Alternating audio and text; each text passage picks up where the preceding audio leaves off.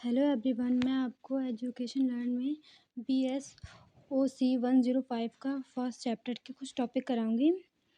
जिसमें पहले चैप्टर में राजनीतिक तंत्र और समाज है। इसमें कुछ टॉपिक कराऊंगी जैसे कि राजनीतिक प्रणाली क्या होती है, शक्ति की धारणा क्या होती है और राजनीतिक और समाज में क्या होता है, सामाजिक अनुवेशन क्या होता है, मानव शास्त्र अनुवेशन क्या होता है और राष्ट्रीय, राज्य और समाज क्या होता है, राज्य, नागरिक और लोकतांत्रिक, वैश्वीकरण, राजतंत्र और समाज, ये सारे टॉपिक कराऊंगे जिसमें से आज कुछ टॉपिक कराऊंगे। ठीक है, सबसे पहले हम ये टॉपिक देखेंगे कि राजनीतिक क्षेत्र क्या होता है। अब जैसे कि आपको पता है कि राजनीतिक आखिर होता क्या है, राजनीति क्या होता है, राजनीति किससे बोल जाता है, तो हम देखते हैं राजनीतिक क्या होता है इसमें। देखो, जैसे कि आपको पता है कि अब हम अपनी सामाजिक जीवन में राजनीतिक क्षेत्र को पहचानेंगे कैसे। राजनीतिक पॉलिटिकल शब्द ग्रीक भाषा के शब्द पॉल से लिया गया है, जिसका अर्थ है सरकार का एक अभ्रष्ट रूप से जिसमें कई लोग मिलकर जनता के आम हितों के लिए शासन करते हैं। अंत पॉलिटिक्स राजतंत्र शब्द राजनीतिक प्रणाली से संबंधित है। ठीक है, अब इसमें बताइए कि राजनीतिक क्षेत्र क्या होता है। राजनीतिक हम उसे कहते हैं जिसमें कि आम जनता क्या करती है, जैसे वोट वगैरह होता है तो आम जनता एक सरकार चुनती है, जो कि वो सरकार क्या करता है कि आम जनता के हितों में वो कार्य करता है, मतलब आम जनता के लिए वो कार्य करता है, तो उसी को बोलता है। और ये राजनीतिक क्षेत्र ये बहुत अधिक स्तरों तक फैला हुआ है, मतलब ये हर जगह राजनीतिक क्षेत्र, तो हर जगह एक सरकार होती है जो कि जनता के हितों के बारे में सोचते हैं, जनता के लिए जागरूक कराती है, जनता के नए नए पॉलिसी वगैरह लागू कराती है। ठीक है, और ये कहाँ से लिया गया है, ग्रीक सब भाषा से है, ठीक है, लिया गया है, पॉलिस से लिया गया है। ठीक है, अब इसमें बताया कि राजनीतिक प्रणाली, आपको पता चल गया होगा राजनीतिक क्षेत्र क्या होता है। अब राजनीतिक प्रणाली क्या होता है। राजनीतिक प्रणाली क्या होता है, राजनीतिक प्रणाली हम किसे कह सकते हैं, जैसे कि अब हम कोई भी कार्य करेंगे तो कुछ पॉलिसी होता है, कुछ प्रणाली होती है, उसके अकॉर्डिंग तो हम कार्य करेंगे, तो वैसी राजनीतिक प्रणाली भी है। ठीक है, अब इसमें बताया गया है कि राजनीतिक प्रणाली दो शब्दों राजनीतिक और प्रणाली से मिलकर बनना होता है, जिसका विभिन्न अर्थ होता है, जिसके अलग अलग अर्थ होते हैं। अब जैसे कि सामाजिक संबंधों की स्थापना करने के लिए लोग एक दूसरे के संपर्क में रहते हैं। हम सामाजिक संबंध कब स्थापित करते हैं, जब हम एक दूसरे के साथ में उसके बारे में उस चीज़ों को समझेंगे, उसकी बातों को हम समझेंगे, हम अपनी बात उसको समझाएंगे, तो वही है, तब जाके ये सामाजिक मतलब वो उस मतलब सामाजिक संबंध बनते हैं। ठीक है, उसी को कहा जाता है। अब इसमें बताया कि ऐसे करने में वे अक्सर अपने आत्महितों के अनुसरण करते हैं, और जैसे वो अपने अपने बारे में बताते हैं, वो अपने अंदर की बात भी, अपने आत्महितों के बारे में भी बताते हैं, अपने अंदर की बात बताते हैं। ठीक है, इसको बोला जाता है। अपने हितों की पूर्ति के लिए लोग शक्ति के साधन का उपयोग करते हैं और उसके और दूसरे के हितों को नियंत्रण करते हैं। अब इसमें बताया गया है कि कभी-कभी क्या करते हैं लोग जो होते हैं ना, वो अपने हितों के साथ-साथ दूसरे के हितों के भी साधन का उपयोग करते हैं, जिसमें दूसरों के हितों को भी नियंत्रण करते हैं, उसके बारे में भी जानते हैं। ठीक है? जब भी व्यक्ति और समूह के बीच संबंध शक्ति और इसकी विभिन्न अभिव्यक्तियों के व्यवहारों के अनुसार सुनिश्चित होता है, तो राजनैतिक प्रणाली होती है। मतलब क्या होता है, जब भी कोई व्यक्ति और समूह जो भी संबंध बातचीत करता है, जो भी शक्ति उनको जो मिलती है, तो इसके विभिन्न अभिव्यक्त होते हैं, मतलब उसके व्यवहार होते हैं जो भी उनको सुनिश्चित करानी पड़ती है। ठीक है, तो उसे राजनीतिक प्रणाली कहते हैं। जैसे कि कोई भी जैसे कि हमें कोई भी कुछ भी कार्य करना है। ठीक है, मतलब कोई भी नियम कानून लागू करना है, तो हम कैसे करेंगे, पहले छोटी मोटी बैठक होगी, फिर ये बैठक ही संगठित हो, लोग इकट्ठा होते बैठते हैं, तो वैसे ही हम इसको राजनीतिक प्रणाली वही होती है जो कि उसमें हम जैसे कि हमारे जो भारत है, तो भारत में राजनीतिक ये धर्मनिरपेक्ष है। यहाँ पे क्या है कि कोई भी जात-पात यहाँ पे सबको अपने-अपने धर्म, अपनी भाषा का सब अधिकार है। सब जो चाहे वो अपनी भाषा, अपने धर्म चुन सकता है। ये धर्मनिरपेक्ष है। ठीक है? यहाँ पे किसी पे दबाव नहीं है कि हाँ, आपको ये धर्म चुनना है, चाहे वो। ठीक है? यही होता है। और ये साधारण समाजों में ग्रामीण के बुजुर्गों की कभी-कभी क्या होता है कि जो ग्रामीण बुजुर्ग होते हैं, वो क्या होता है, वो छिट-पुट बैठकों से लेकर उस संगठित राज्यों तक हो सकता है। मतलब ये छोटे से लेके हम ये राजनीतिक प्रणाली छोटे से लेके बड़े तक भी हो सकता है। जैसे कि क्या होता है कि छोटे जैसे कि गाँव में क्या होता है कि कोई भी प्रॉब्लम होता है, तो कौन सॉल्व करता है? वहाँ के जो बुज़ुर्ग होते हैं वही उस प्रॉब्लम का समस्या का हल निकालते हैं। उनकी बातों को समझते हैं, फिर जानते हैं तब जाके उनका हल तो वैसे ही कभी-कभी क्या होता है कि कोई भी देश में कुछ भी प्रॉब्लम हो गया, चाहे कोई भी कुछ भी दिक्कत हो गया, तो उस टाइम पे सरकार ये सब देखती है, सुनती है, फिर उसके उस सरकार वो काम करती है जिसमें जनता एकदम सुरक्षित हो, तो वही होता है। तो ये छोटे स्तर से लेके बड़े स्तर तक भी कार्य कभी-कभी करने पड़ते हैं, ठीक है? ये हो गया इसमें राजनीतिक प्रणाली क्या है और आप अच्छे से समझ लीजिएगा। और इसमें बताइए कि शक्ति की अवधारणा क्या है? अब शक्ति क्या होता है? अब हम जैसे कि जो सरकार है, जो सरकार को जो शक्ति मिलती है, तो सरकार क्या करता है वो शक्ति का सही तरीके से उपयोग करता है। तो शक्ति मतलब पावर होता है, ऊर्जा होता है जैसे कि हम दूसरों को हितों की पूर्ति के लिए ये शक्ति हमें प्रदान की जाती है, सरकार को। तो सरकार को शक्ति कौन प्रदान जनता जनता सरकार को शक्ति प्रदान करती है, जनता उनको चुनती है क्योंकि हमारा जो भारत है वो लोकतांत्रिक देश है, तो सरकार को जनता चुनती है, ठीक है? और वो सरकार क्या करती है वो जो भी उनको पावर्स मिलता है तो उसका वो सही उपयोग करके जनता के हितों के लिए कार्य करते हैं। अब हम थोड़ा-सा इस बुक का चैप्टर देख लेते हैं थोड़ा-सा ये टॉपिक को सही से। शब्दकोश में दी गई है कि शक्ति को परिभाषित करने के अनुसार कुछ करने या कुछ भी कार्य या किसी व्यक्ति या वस्तु पर कार्य करने की क्षमता है। ठीक है? इस तरह से देखिए कि शक्ति सामाजिक विज्ञानों का एक मूल अवधारणा है जिसका तात्पर्य है प्रभाव से है जो कोई भी व्यक्ति समूह या संगठन दूसरे के कार्यों को वाहन करने के लिए उपयोग किया जाता है। मतलब इसमें बताया गया है कि कोई भी कार्य अगर हमें शक्ति मिला है ना तो हम कोई भी कार्य कर सकते हैं, दूसरे को हितों के लिए वो कार्य कर सकते हैं। अब इस अर्थ में दूसरों की इस अर्थ में इस अर्थ में दूसरों की प्रतिक्रियाओं को प्रकाश में लाकर हितों की पूर्ति व प्रयास करने के किसी व्यक्ति द्वारा शक्ति का उपयोग करने के रूप में वर्णित है और जिसका अर्थ यह है कि किसी के पास सामाजिक शक्ति है जिसमें मतलब होता है ना कि हमें सामाजिक शक्ति मिलती है जैसे कि हम कभी-कभी क्या होता है कि एक सोसाइटी है जस्ट मान लो आप एक सोसाइटी है, अगर हम वहाँ पे जो भी एक सोसाइटी में हम किसी को एक मतलब वो बना देते हैं ना जो इंचार्ज बना देते हैं जो कि वो देखता है हाँ यहाँ पे कुछ गलत नहीं हो रहा है यहाँ पे सही नहीं हो रहा तो और अगर गलत हो रहा है तो वो उसका वो करता है मतलब उसको क्या करता है सही तरीके से उसको मतलब करता है ताकि कोई भी प्रॉब्लम ना हो कोई भी समस्या ना हो तो बस यही है मतलब एक पावर मिल जाता है मतलब सरकार को जो कि वो सरकार जो होती है ना वो सबको देखती है उस जनता के हितों के लिए कार्य करता है तो यही शक्ति है, इसी को हम बोलते हैं, ठीक है?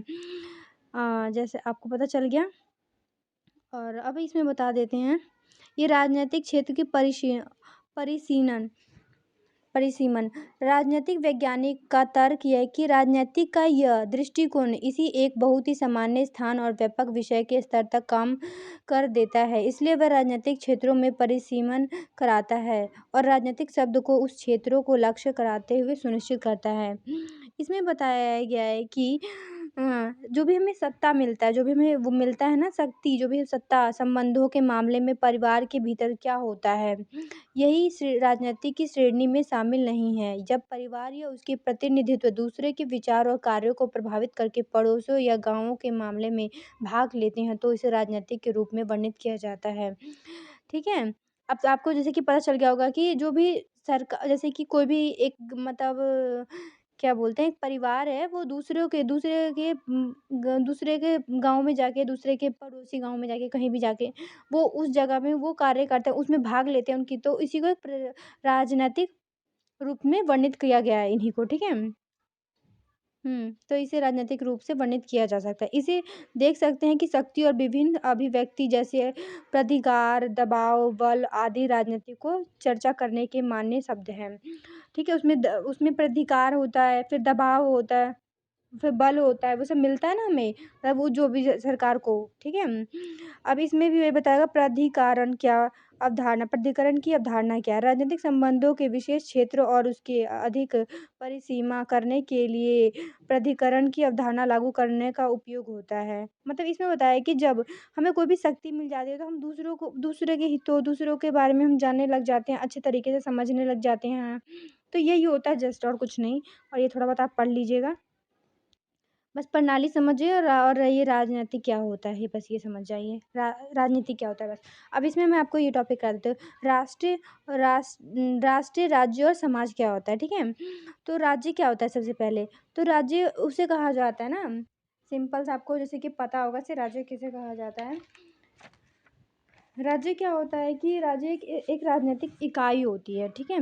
राज्य एक राजनीतिक इकाई होती है और उसमें क्या होता है उसके राज्य मतलब क्या है कि अगर राज्य तभी एक मतलब राज्य की स्थापना होती है जब उसमें 4 आयाम होंगे। जैसे कि सबसे पहले तो क्या होता है कि जो भी राज्य में हमें सबसे पहले एक लोगों की जनसंख्या होना चाहिए, लोगों का समूह होना चाहिए। अगर लोग ही नहीं होंगे तो राज्य थोड़ी बन पाएगा।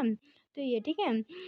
लोगों का समूह होना चाहिए और उसमें वहाँ पे क्या है एक निश्चित भूभाग होना चाहिए, मतलब एक एक क्षेत्र में मतलब भूभाग एक मतलब वहाँ पे लोग हो, ये ना से यहाँ से उठ के वहाँ चला जाए वो राज्य, वहाँ से उठकर तो ऐसा नहीं, एक सही तरीके से सही रूप से वहाँ पे एक मतलब जगह होना चाहिए जहाँ पे लोग रहे और वहाँ से वो हटके ना कहीं और ना जाए, ठीक है?